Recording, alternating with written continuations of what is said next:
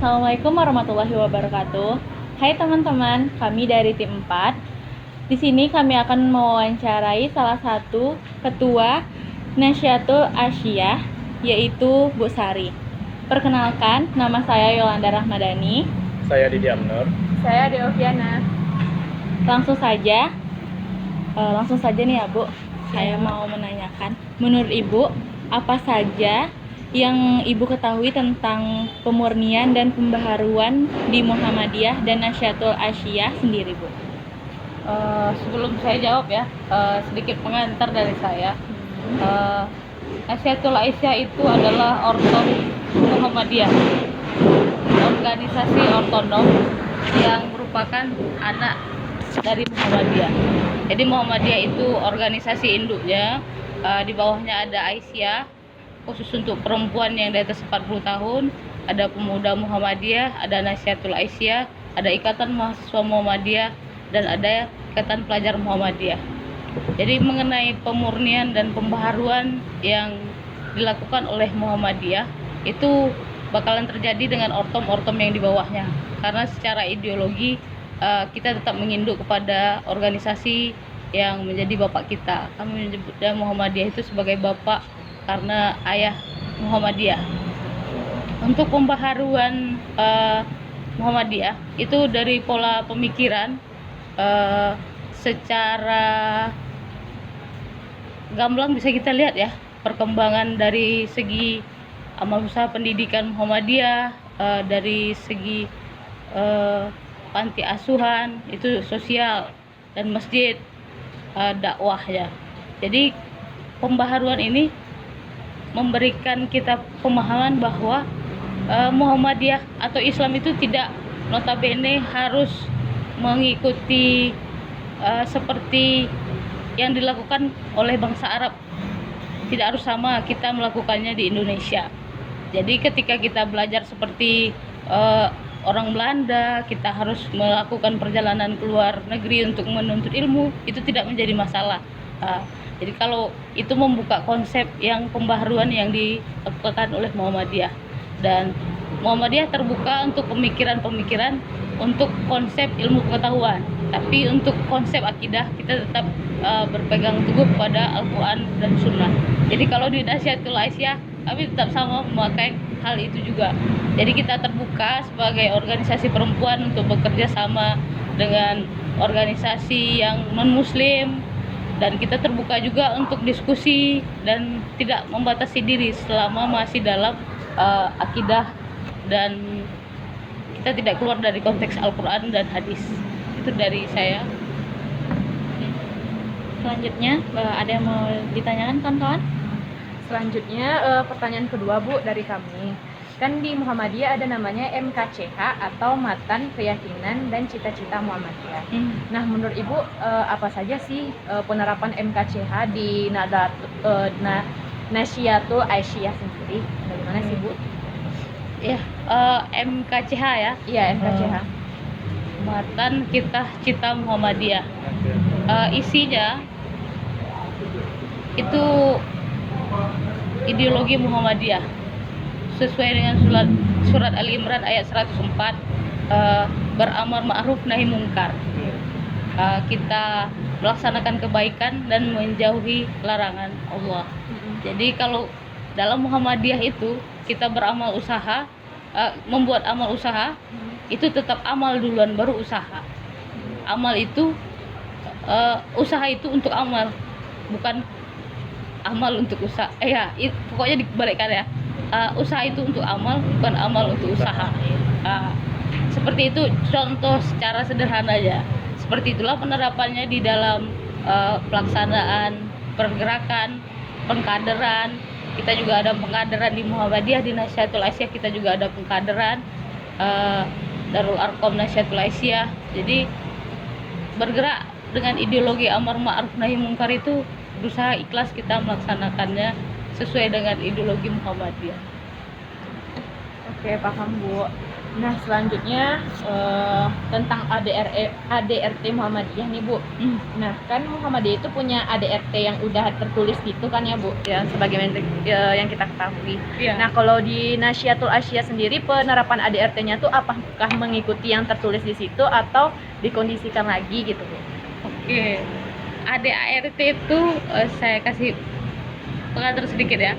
Kepanjangannya anggaran dasar, anggaran rumah tangga. Iya. Jadi kita sebagai organisasi otonom, ya saya di Nasyiatul Asyia Pemuda Muhammadiyah, kita punya ADART masing-masing. Oh, gitu. Tapi tetap menginduk ke ADART Muhammadiyah. Ya, jadi untuk menggerakkan organisasi kita ada dasar, ada buku panduannya, dan itu adalah ADART. Seperti kita Muslim, kita ada buku panduannya Al-Quran. Ketika ada masalah kita kembalikan lagi ke Al-Quran. Dan ketika di dalam organisasi kita mengalami permasalahan, kita kembalikan lagi ke ADART tadi. Jadi kami punya ADART masing-masing. Ortom punya masing-masing, tapi tetap menginduk ke ADART Muhammadiyah isinya. Oh, jadi ibaratnya ADRT itu kayak buku panduan dalam menjalankan organisasinya gitu ya, Bu ya. Oke. Mungkin pertanyaan selanjutnya bisa ke Bang Didi Amdor. Ingin tanya nih Bu, kan setiap organisasi tentunya tidak berjalan mulus ya kan Bu ya? Iya. Pasti ada masalahnya. Kalau boleh tahu permasalahan apa saja yang mungkin pernah dialami oleh Nasyiatul Asyia ini Bu, dan bagaimana mungkin Ibu mengatasi masalah itu? Oke. Ya, permasalahan ya. Ya, kalau di sebuah organisasi memang pasti ada permasalahannya. Kalau yang kami rasakan di Nasyiatul Asyia, memang rank usia yang kami miliki di Nasyiatul Asyia kan karena di Ortom Muhammadiyah itu ada usia-usianya. Iya. Jadi kami dari usia 17 sampai 40 tahun. Itu adalah fase di mana perempuan aktif, bekerja, menjadi istri, berbakti kepada keluarga. Jadi memang banyak tanggung jawabnya. Jadi kami memang butuh ekstra untuk menarik kader-kader atau ya anggota Nasyiatul Asyia untuk bergabung. Tapi alhamdulillah di Muhammadiyah kita punya amal usaha, berarti ada karyawan dan karyawatinya, ada juga ortom di bawah kami dari mahasiswa Muhammadiyah yang bisa nanti akhirnya bergabung, yang perempuannya ke Nasyiatul Asyia. Itu dari saya. Ada yang mau ditambahin lagi? Mau bertanya lagi nih, Bu. Kan ini nih anggota Nasyiatul Asyia ini kan dari range 17 sampai 40 tahun.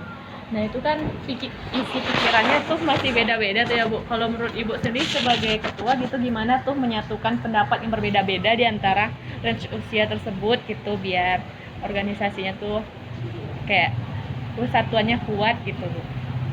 Iya, kalau memang berbeda usia, berbeda pola pikir ya. Ya, kadang-kadang bisa jadi yang muda lebih dewasa daripada yang tua. Iya. Belum tentu usia tua itu Bukan akan jadi patokan ya. gitu ya. Oke. Ya, kalau kami di organisasi kita berdiskusi ya. Iya. Ya, kalau mungkin di tempat kerja ataupun di kampus kita pasti berdiskusi. Jadi kalau kita berbeda pendapat ya menyampaikan dengan alasan dan dasar-dasar yang kuat, insya Allah akan diterima. Kalaupun tidak diterima, kita tunggu waktunya, beberapa waktu baru kita sampaikan kembali. Itulah dinamika organisasi bagi saya. Tapi alhamdulillah ya memang baru dialami juga. Tapi kita memang mau mengadakan pertemuan untuk mendiskusikannya ketika memang ada perbedaan pendapat. Oh, seperti itu. Ada lagi yang ditanyakan teman-teman? Mungkin itu saja. Udah lah. Ada. Bu, terakhir ya untuk menyanyikan lagu Mas Muhammadiyah.